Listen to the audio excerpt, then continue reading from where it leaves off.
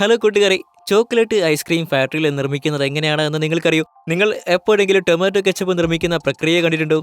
ഒരു പ്രത്യേകതരം plastic balloon പോലെ വീർപ്പിച്ചിട്ടാണ് സൂട്ട് കേസുകളൊക്കെ നിർമ്മിക്കുന്നതെന്ന് പറഞ്ഞാൽ നിങ്ങൾ വിശ്വസിക്കുമോ? പാത്രങ്ങളിലെ മനോഹരമായ ഡിസൈനുകൾ ഒരേ വിധത്തിൽ എങ്ങനെയാണ് പ്രിന്റ് ചെയ്യുന്നതെന്നറിയോ?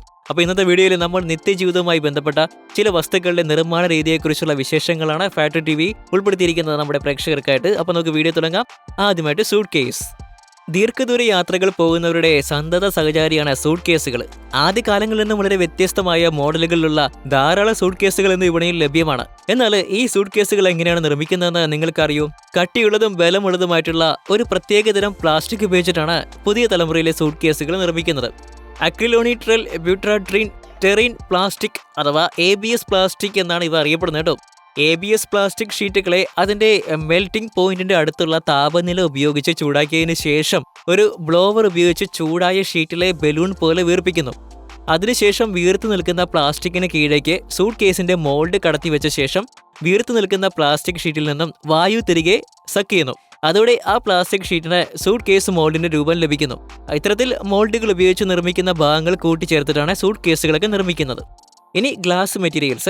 നിങ്ങളിപ്പോൾ വീഡിയോയിൽ കാണുന്നത് അഗ്നിപർവ്വതത്തിൽ നിന്നും പുറത്തു വന്ന ലാവ ഒന്നുമല്ല കേട്ടോ. ഇത് തിളച്ചൊരിയ ഗ്ലാസ് ആണ്. മണലും റീസൈക്കിൾ ചെയ്യാനെത്തുന്ന ഗ്ലാസും 1500 ഡിഗ്രി സെൽഷ്യസിൽ ചൂടാക്കിയാണ് ഇത്തരത്തിലെ തിളച്ചൊരുകിയ രൂപത്തിലുള്ള ഗ്ലാസ് തയ്യാറാക്കുന്നത്.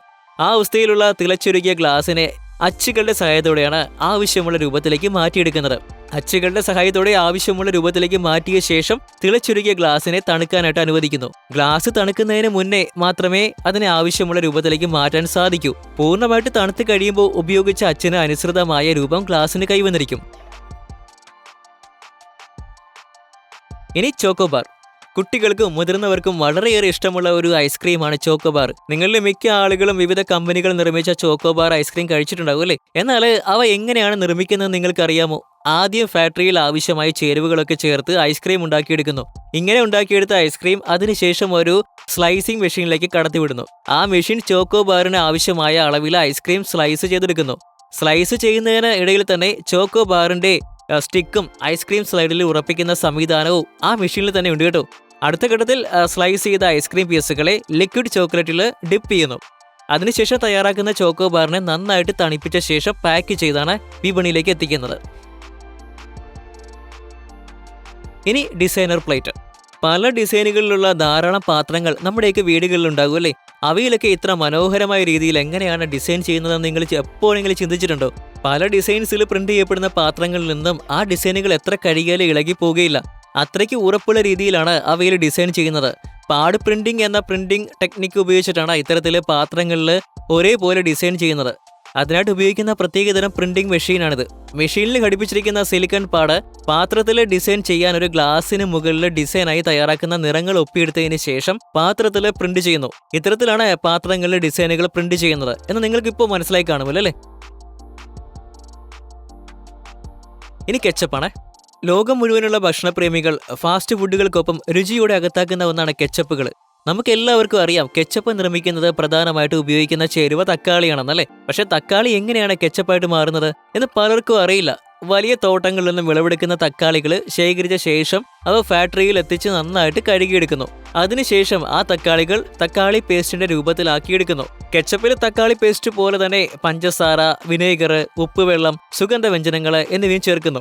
ഇവയെല്ലാം മിക്സ് ചെയ്തതിന് ശേഷം ആ മിശ്രിതത്തെ മണിക്കൂറുകളോളം ചൂടാക്കി പാകം ചെയ്യുന്നു. നന്നായി പാകമായതിനു ശേഷം തയ്യാറായ കെച്ചപ്പിനെ തണുക്കാനായിട്ട് അനുവദിക്കുന്നു. തണുത്ത് കഴിയുന്ന കെച്ചപ്പ് ബോട്ടിലുകളിൽ നിറയ്ക്കാൻ റെഡിയാകുന്നു. പ്രത്യേകതരം മെഷീന്റെ സഹായത്തോടെ ബോട്ടിലുകളിൽ നിറച്ച് സീൽ ചെയ്യുന്നതോടെ കെച്ചപ്പ് നമ്മുടെ കയ്യിലെത്തുവാൻ തയ്യാറാകുകയാണ്. ഇനി കമ്പിവേലി. ഒരു പ്രദേശം അല്ലെങ്കിൽ ഒരിടത്തെ സംരക്ഷിതമാക്കുവാൻ കമ്പിവേലികൾ നാം ഉപയോഗിക്കാറുണ്ടല്ലേ? വലക്കണ്ണികൾ പോലെയുള്ള അത്തരത്തിലുള്ള കമ്പിവേലികൾ നിങ്ങൾ പലയിടത്തും കണ്ടിട്ടുണ്ടാവും. കാഴ്ചയിൽ വളരെ ഭംഗിയുള്ളതായിട്ട് തോന്നിക്കുന്ന ഈ കമ്പിവേലികൾ നിർമ്മിക്കുന്നത് ഇത്തരത്തിലുള്ള മെഷീനുകൾ ഉപയോഗിച്ചാണ്. കമ്പിവേലി നിർമ്മിക്കാൻ ആവശ്യമായ കമ്പി ഈ മെഷീനിലേക്ക് കടത്തിവിട്ട് കഴിഞ്ഞാൽ മെഷീനിൽ പ്രീ സെറ്റ് ചെയ്തിരിക്കുന്ന ഡിസൈനിൽ കമ്പികൾ പിരിച്ചു ചേർത്ത് കമ്പിവേലി നിർമ്മിച്ചെടുക്കുന്നു. പൂർണ്ണമായും ഓട്ടോമാറ്റിക്കായി പ്രവർത്തിക്കുന്ന ഒരു മെഷീൻ കമ്പിവേലി നിർമ്മിക്കുന്നതിന്റെ ദൃശ്യങ്ങളാണ് നിങ്ങളിപ്പോൾ കാണുന്നത്. ഇനി ലിപ്സ്റ്റിക്ക്. ലിപ്സ്റ്റിക് ഒരു ഫാഷൻ സിമ്പിൾ ആയിട്ടാണ് അറിയപ്പെടുന്നത്. അതുകൊണ്ട് തന്നെ ഇന്നത്തെ കാലത്ത് മിക്ക പെൺകുട്ടികളും ലിപ്സ്റ്റിക് ഉപയോഗിക്കുന്നുണ്ട്. എന്നാൽ നിങ്ങൾ എപ്പോഴെങ്കിലും ഫാക്ടറിയിൽ ലിപ്സ്റ്റിക് എങ്ങനെയാണ് നിർമ്മിക്കുന്നത് കണ്ടിട്ടുണ്ടോ? എങ്കിൽ കേട്ടോളൂ. ലിപ്സ്റ്റിക് നിർമ്മിക്കുന്നതിനായിട്ട് പ്രധാനമായിട്ടും 4 വസ്തുക്കളാണ് ഉപയോഗിക്കുന്നത്. Oil, wax, alcohol, colour pigment എന്നിവയാണ് ആ 4 ചേരുവകൾ. ആദ്യം വാക്സ്, ആൽക്കഹോൾ, കളർ പിഗ്മെന്റ് എന്നിവ നന്നായിട്ട് മിക്സ് ചെയ്ത് ഒരു പേസ്റ്റ് രൂപത്തിലാക്കി എടുക്കുന്നു. അതിനുശേഷം ആ പേസ്റ്റ് എണ്ണയിലിട്ടതിന് ശേഷം അത് നന്നായിട്ട് ചൂടാക്കുന്നു. അങ്ങനെ ചൂടാക്കി തയ്യാറാക്കിയെടുത്ത മിശ്രിതം ലിപ്സ്റ്റിക്കിന്റെ അച്ചുകളിൽ നിറച്ചതിന് ശേഷം തണുക്കാനായിട്ട് അനുവദിക്കുകയാണ് ചെയ്യുന്നത്. എന്നിട്ട് അവ പുറത്തെടുത്ത് ലിപ്സ്റ്റിക് വിപണിയിൽ എത്തിക്കുന്നതിന് വേണ്ടി പ്രത്യേകമായിട്ട് തയ്യാറാക്കിയ ലിപ്സ്റ്റിക് ട്യൂബുകളിൽ നിറച്ച് പാക്ക് ചെയ്യുന്നു. Next pencil. വിദ്യാർത്ഥികൾക്ക് വളരെയധികം ഉപയോഗമുള്ള ഒരു വസ്തുവാണ് പെൻസിൽ എന്നതിൽ ആർക്കും ഒരു എതിർപ്പും ഉണ്ടാവില്ല. എന്നാൽ ഈ പെൻസിലുകൾ എങ്ങനെയാണ് നിർമ്മിക്കുന്നതെന്ന് മിക്ക ആളുകൾക്കും അറിയത്തുമില്ല. പെൻസിൽ നിർമ്മാണത്തിൽ ഉപയോഗിക്കുന്ന ഏറ്റവും പ്രധാനപ്പെട്ട ഘടകം തടിയാണ്. അധികം കട്ടിയില്ലാത്തതും അതുപോലെ വളരെ ലോലവുമല്ലാത്ത പ്രത്യേകതരം തടിയാണ് പെൻസിൽ നിർമ്മിക്കാനായിട്ട് ഉപയോഗിക്കുന്നത്. പെൻസിൽ നിർമ്മിക്കാൻ ഉപയോഗിക്കുന്ന തടി ആദ്യം ഒരേ അളവിലുള്ള ചെറിയ ചതുപ്പ് പലകളായിട്ട് മുറിച്ചെടുക്കുന്നു. ഇങ്ങനെ മുറിച്ചെടുത്ത പലകളിൽ പെൻസിലിന്റെ ലെഡ് ഉറപ്പിക്കുന്നതിനുള്ള വിധത്തിലുള്ള ചാലുകൾ മെഷീന്റെ സഹായത്തോടെ രൂപപ്പെടുത്തുന്നു. അതിനുശേഷം ആ ചാലുകൾ പെൻസിൽ ലെഡ് മെഷീന്റെ സഹായത്തോടെ പ്ലേസ് ചെയ്തതിന് ശേഷം മറ്റൊരു ചാലുകളുള്ള ചതുരപ്പലക പശ പുരട്ടിയ ശേഷം ലെഡ് നിരത്തിയ ചതുരപ്പലകയുടെ മേലെ വെച്ച് നന്നായിട്ട് ഒരു പ്രസ്സറുടെ സഹായത്തോടെ പ്രസ് ചെയ്ത് തമ്മിൽ ഉറപ്പിക്കുന്നു. അതിനുശേഷം മറ്റൊരു കട്ടിംഗ് മെഷീനിലേക്ക് ഈ ലെഡ് സീൽ ചെയ്ത് ചതുരപ്പലക കടത്തിവിടുന്നു.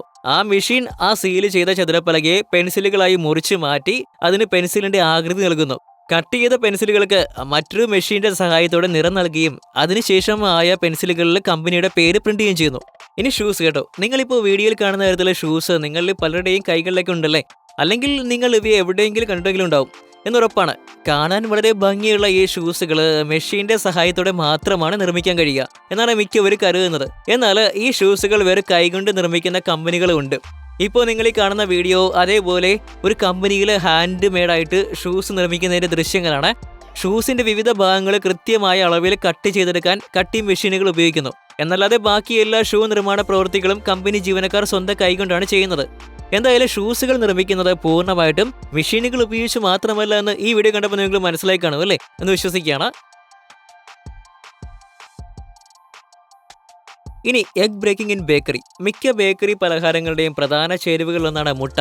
മുട്ട ഉപയോഗിക്കാത്ത ബേക്കറി പലഹാരങ്ങൾ നന്നേ കുറവാണെന്ന് തന്നെ പറയേണ്ടി വരും. മിക്ക ബേക്കറികളിലും ഒരു ദിവസം 100 കണക്കിന് മുട്ടകളാണ് പലഹാരങ്ങൾ നിർമ്മിക്കുന്നതിന് വേണ്ടി ഉപയോഗിക്കുന്നത്. എന്നാൽ നിങ്ങളൊന്ന് ആലോചിച്ച് നോക്കി, ഇത്തരത്തിൽ 100 കണക്കിന് മുട്ടകൾ പൊട്ടിച്ചെടുക്കാൻ ദിവസേന എത്ര നേരമാകും അവർക്ക് ചെലവാകുക എന്ന്. എന്നാൽ അങ്ങനെയല്ല കാര്യം കേട്ടോ. ബേക്കറികളിലെ 100 കണക്കിന് മുട്ടകൾ പൊട്ടിക്കുന്നതിന് വേണ്ടി ഒരു എഗ് ബ്രേക്കർ മെഷീനാണ് ഉപയോഗിക്കുന്നത്. ഈ മെഷീനിലേക്ക് കൺവെയർ ബെൽറ്റിലൂടെ മുട്ടകൾ എത്തുകയും ആ മുട്ടകളെ ഈ എഗ് ബ്രേക്കർ മെഷീൻ പൊട്ടിച്ച് മുട്ട തോട് വേർപെടുത്തി മാറ്റുകയും ചെയ്യുന്നു. ചില പലഹാരങ്ങൾ നിർമ്മിക്കുവാൻ മുട്ടയുടെ മഞ്ഞ മാത്രം ആവശ്യമായി വരാറുണ്ട്.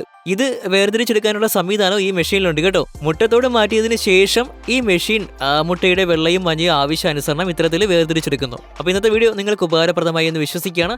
വീഡിയോയെക്കുറിച്ചുള്ള അഭിപ്രായങ്ങളും നിർദ്ദേശങ്ങളൊക്കെ ഞങ്ങളെ മടിക്കാതെ എഴുതി അറിയിക്കണം. തീർച്ചയായിട്ടും കമന്റുകളായിട്ട് നിങ്ങളത് കുറിക്കണം കേട്ടോ. അപ്പോൾ ആദ്യമായിട്ടാണ് നിങ്ങൾ ഞങ്ങളുടെ ചാനൽ കാണുന്നതെങ്കിൽ തീർച്ചയായിട്ടും സബ്സ്ക്രൈബ് ഒക്കെ ചെയ്യുന്ന കാര്യം പരിഗണിക്കണം. അപ്പോൾ നെക്സ്റ്റ് വീഡിയോയിൽ കാണാം. Stay tune.